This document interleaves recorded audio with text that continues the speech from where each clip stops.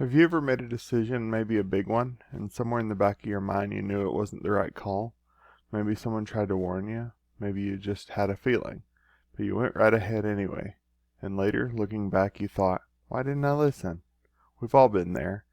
And most of us learning wisdom the hard way through experience, through mistakes, through consequences we didn't see coming.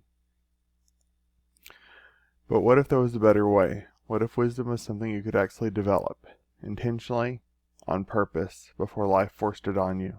That's exactly what the book of Proverbs is about, and today we're starting at the very beginning. Welcome to Proverbs for Modern Life, a series where we walk through the book of Proverbs and ask one simple question: what does this ancient wisdom actually look like in the real world today? Before we dive in, a quick word about what Proverbs is, what it isn't. It's not a list of promises. It's not a guarantee that if you do the right thing, everything will work out perfectly. Proverbs is a quick collection of wisdom sayings, carefully written, intentionally designed to train people in how to think and how to live well. It was written for young people entering adulthood, but honestly, it applies to every stage of life. These words are thousands of years old, but I think you're going to find them startlingly relevant. The book opens up by telling us exactly what it's for. Verses 1 through 6 lay out the goals, and there are several: gaining wisdom and instruction, understanding words of insight, receiving instruction in prudent behavior, doing what is right and just and fair, giving prudence to those who are simple, knowledge and discretion to the young. In other words, this book has a purpose. It was written deliberately to shape the way a person thinks and acts. That alone is worth pausing on. But here's the thing. Most of us are not intentional about how we develop wisdom. We just absorb whatever's around us. The culture we grew up in, the opinion of whoever's loudest in our social circle, the values we picked up without really choosing them. We don't sit down and say, I want to become a wise person. What would that actually take? Proverbs says, let's be articulate about this. Deliberate about this. Let's pursue wisdom the same way you develop any skill, with focus, with humility, with a plan. Then comes verse 7, and this is the hinge the whole book swings on. The fear of the Lord is the beginning of knowledge. That's from the NASB. Some books say wisdom, some Bibles.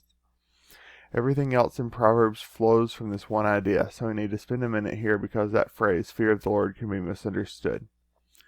When we hear the word fear, we think of terror, being afraid of something. That's not quite what this means. The Hebrew word here, yirah, is better understood as awe, reverence, and humility before something vastly greater than yourself. It's the feeling you'd get standing at the edge of the Grand Canyon or looking up at the stars on a clear night. You don't run from it. You stand there, a little breathless, aware of how small you are. That's the posture the Bible is describing, a recognition of that you are not the center of the universe, that there is a God who is wiser, greater, and more knowledgeable than you, and that living well starts with that acknowledgement. Here's why this matters practically. The people who are hardest to teach are the ones who think they already know everything. We've all met that person. Maybe we've been that person. When you're convinced you're already figured it out, stop listening. You stop asking questions. You stop growing. Wisdom, real wisdom, requires the humility to say, I don't have all this figured out. I need to keep learning. That's what the fear of the Lord looks like in everyday life. It's not cowering in terror. It's walking through life with open hands, willing to be corrected, willing to learn, willing to admit that God's ways are better than your own instincts. That's where wisdom begins. Now the book shifts into the voice of a parent, a father speaking to his son, and the advice starts immediately. Hear, my son, your father's instruction, and do not forsake your mother's teaching. Then comes a warning that is so specific, so vivid, it almost sounds like it was written last week. The father says, my son, if sinners entice you, do not consent. He then describes exactly how the enticement works. The promise of belonging, of easy gain, of being in with the right crowd. Come with us, let us lie in wait for blood. Let us ambush the innocent without cause. Sound familiar? The dynamic here is as old as humanity and as current as your social media feed. There are always people offering a shortcut, a deal that sounds too good, a group that promises belonging if you just compromise a little. Just look the other way. Just go along with it. The Father's warning is blunt. Don't go there. Not because you're better than those people, but because you know where the road leads. Verse 18. But they lie in wait for their own blood. They ambush their own lives. The people luring you towards bad decisions are often destroying themselves in the process. And if you follow, you'll go down with them. Here's a modern application. Take an honest look at the voices you're listening to the most, the 5 people you spend the most time with, the content you consume, the community you belong to. Are those voices pulling you towards wisdom, towards better decisions, stronger character, a more honest and meaningful life? Or are they normalizing shortcuts, excusing compromise, making bad choices seem reasonable? This isn't about judging other people. It's about being honest with yourself and about whose influence you're actually under. The last section of chapter 1 is one of the most striking images of all of Scripture. Wisdom's personified as a woman, standing in the streets, calling out in the public square, shouting from the city gates. She's not hidden. She's not hard to find. She's right there, in plain sight, calling to anyone who will listen. People right there walk past her. She says,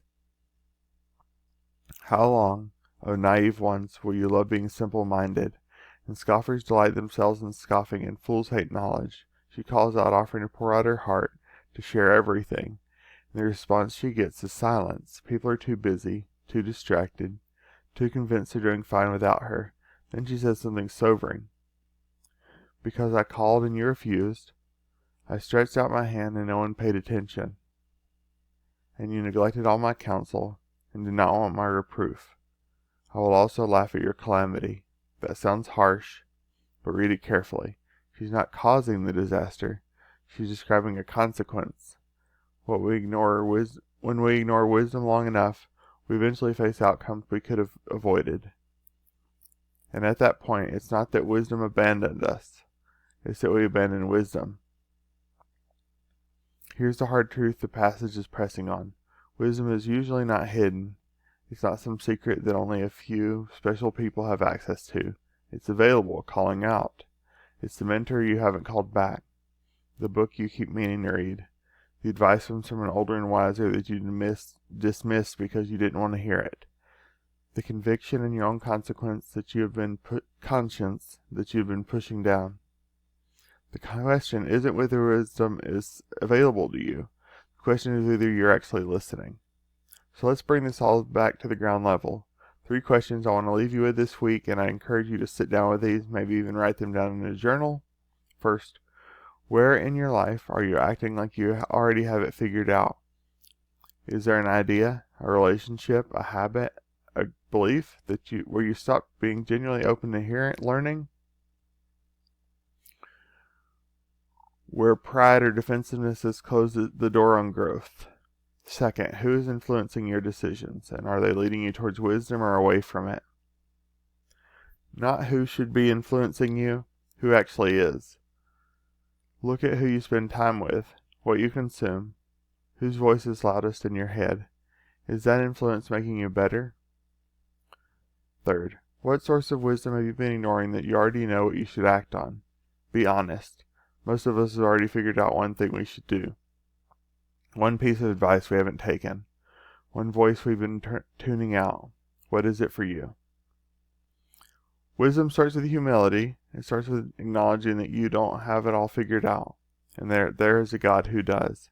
And that orienting your life around Him is not a weakness. It's the smartest thing you can do. That's Proverbs chapter 1. Next week we're going into chapter 2. And it picks out right where this one leaves off, with one of the most important questions wisdom has to offer. Are you actually seeking it? Before the next episode, I'd encourage you to read Proverbs 2 on your own. It's short, only 22 verses. See what stands out to you. If this video is helpful, share it with someone who might need it. Leave a comment. I'd love to hear what landed for you, or what questions you're sitting on. Thanks for watching. See you next week.